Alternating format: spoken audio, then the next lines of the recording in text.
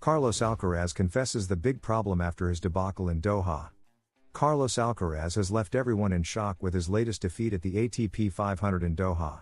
Not because of the loss itself, but because of the way it happened.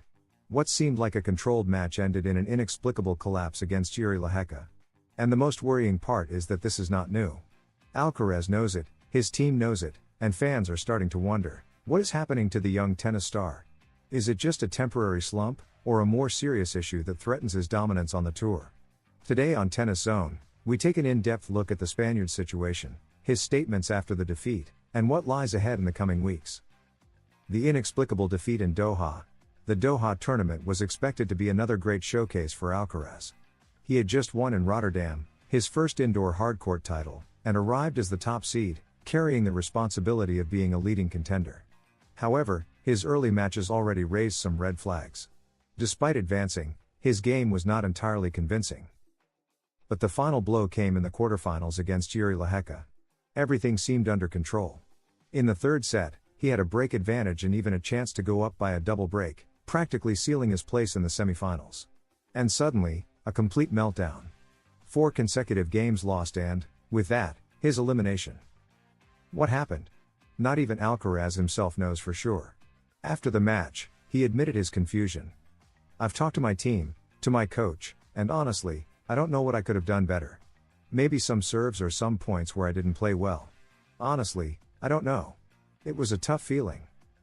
The Spaniard acknowledged Lehecka's merit, as he never stopped fighting, but deep down, he still doesn't understand how a match he seemed to have in hand slipped away. And the most concerning part is that this is happening more and more often. A recurring problem. What is most troubling is not the loss itself, but the way it happened. More frequently, Alcaraz suffers these lapses in key moments. We saw it in the second round in Doha against Luca Nardi, where he also lost control of a match that seemed in his hands, although that time he managed to win. But this is not new. Just look at some of his major defeats in recent months. At the 2023 US Open, he lost to Daniil Medvedev in the semifinals in a match where he never found his best form. At the ATP Finals, he struggled against players like Zverev and Medvedev, showing inconsistency in his focus. At the 2024 Australian Open, he lost in the quarterfinals to Zverev after faltering in crucial moments. The pattern is clear: matches he starts dominating but gradually slips away due to his own mistakes. Sometimes he manages to recover, but other times, the issue costs him dearly. The big question is this just a mental issue, or is there something more behind it? The biggest challenge ahead. Alcaraz now has a few weeks of rest before facing a huge challenge, defending his titles at Indian Wells and Miami. In 2023, he was champion in Indian Wells and a semi-finalist in Miami, meaning he has a massive number of points at stake. If his level isn't up to par, he could drop in the rankings and face complications heading into the clay season. But beyond the ranking, the crucial part is finding answers to this mental disconnect that is affecting him at key moments. Does he need to adjust his training approach? Work with a sports psychologist? Modify his strategy on court? The answer isn't clear, but one fact remains: the margin for error on the ATP Tour is minimal. In a sport as competitive as tennis, a single point can make the difference between victory and defeat, something Alcaraz himself acknowledged after his Doha loss. Carlos Alcaraz is still one of the most talented players on tour, but his biggest challenge now is not physical or technical, it's mental. His ability to stay focused in crucial moments will determine whether he can continue dominating the tennis world or if these setbacks will keep affecting his performance. The coming weeks will be key.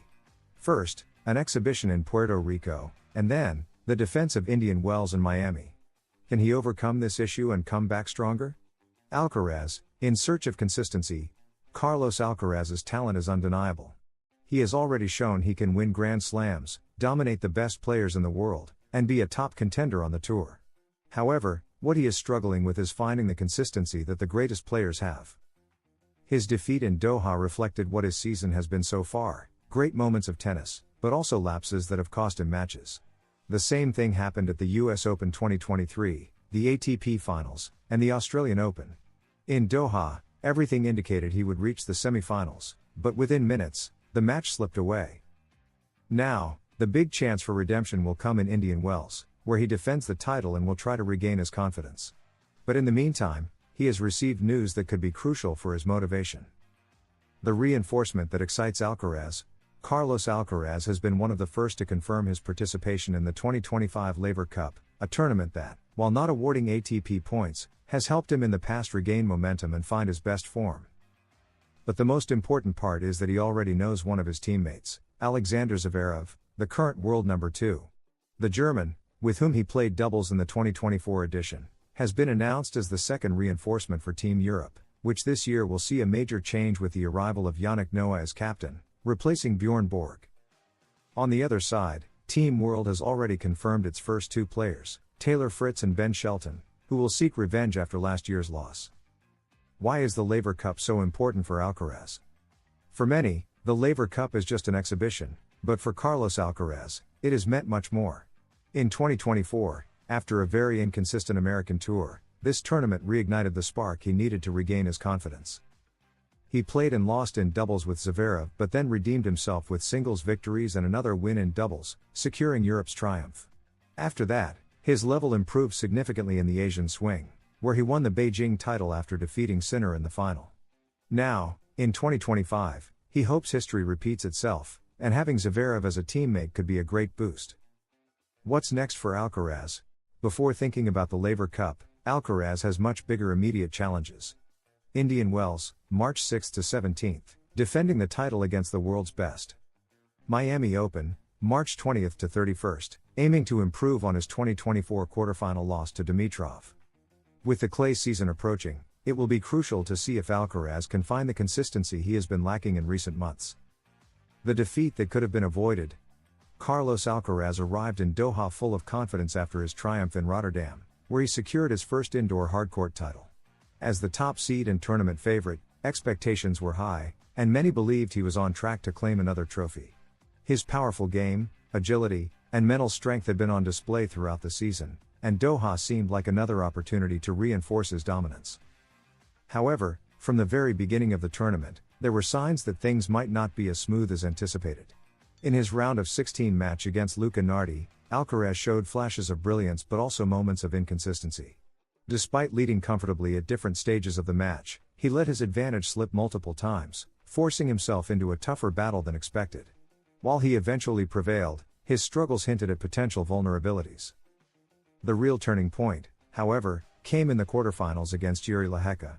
Alcaraz started well, taking the first set 6-3 with aggressive shot making and precise baseline play. Although Lehecka responded by winning the second set 6-3, Alcaraz regained control in the decider, surging ahead to a 5-2 lead. At that point, he even held a break point for 6-2, which would have sealed the match in his favor. But then, things unraveled. Lehecka refused to back down, raising his level and putting pressure on Alcaraz, who began making unforced errors at critical moments. His focus wavered, and the Czech player took full advantage, winning 4 consecutive games to turn the match around completely. What seemed like a certain victory slipped away, and Alcaraz suffered a surprising 3-6, 6-3, 6-4 defeat, one that, given the circumstances, felt entirely avoidable. Will Alcaraz learn from this? What do you think of his statements? Do you believe Alcaraz is improving, or will these problems continue to affect his performance in the future? Leave us your comment and don't forget to subscribe to Tennis Zone, turn on notifications, and like the video to stay updated on all the latest tennis news. See you in the next video.